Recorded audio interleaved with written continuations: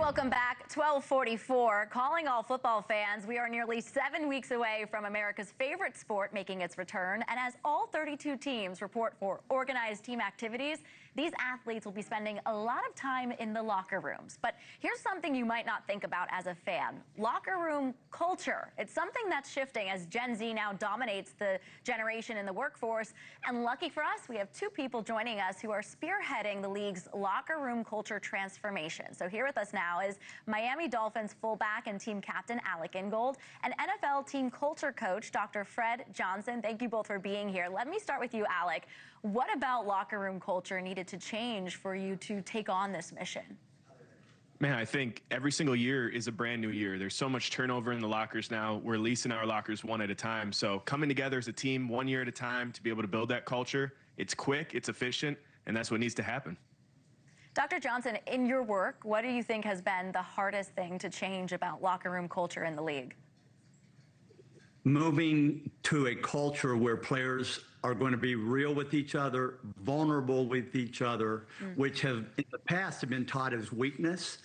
Today they are essential because we know the best locker rooms today are player-led, and players have to lead through conflict. They have to deal with that conflict themselves rather than relying upon a coach. So the leadership skills are significantly greater required to have the kind of advances that Alec just talked about.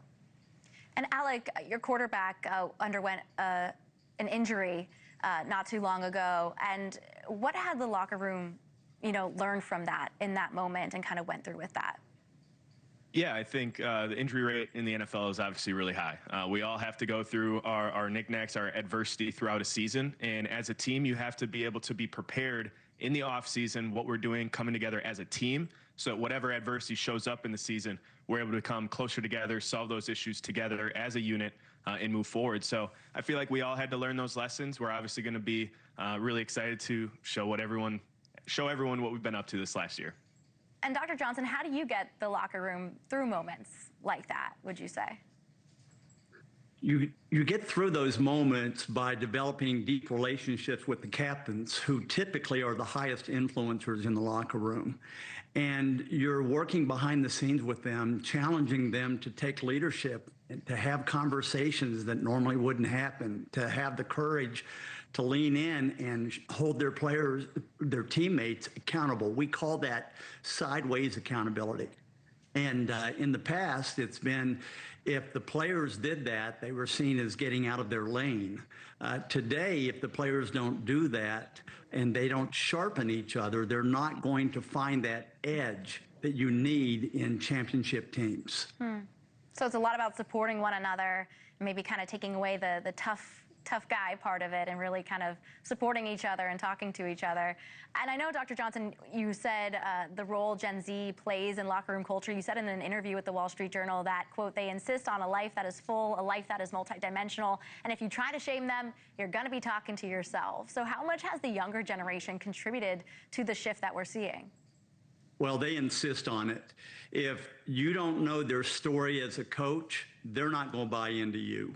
And we know today that if you don't build deep relationships with them, they're not going to give you the time of day. It doesn't matter how much your success as a coach has been. Their first filter is, does this guy care about me? If he doesn't care about me, I'm not open to his schemes. I'm not open to his philosophies. And if you don't accept that, you're going to be irrelevant in any sport today. And Alec, how do you build a relationship not only with the younger generation there, but also the rookies that are coming on board as well? I think it all comes down to trust. You got to trust yourself in that gut instinct of connecting with people, of building those real relationships Dr. Fred's talking about, but then trusting those people coming in, staying curious, asking questions, being authentically yourself. I think all of those skill sets help build relationships and help kind of accelerate that trust that we need to take from the locker room out onto the football field. And then help, move to more wins, right? So is this the year for the Super Bowl? Should we say that? Absolutely. I mean, we got to start somewhere. So, obviously we take it 1 week at a time. So excited about training camp coming up. I know a lot of fans are really excited about football being back all across the country. Absolutely. Thank you for watching. Subscribe below and download our NewsNation app right now on your phone, and you will get fact-based, unbiased news for all Americans.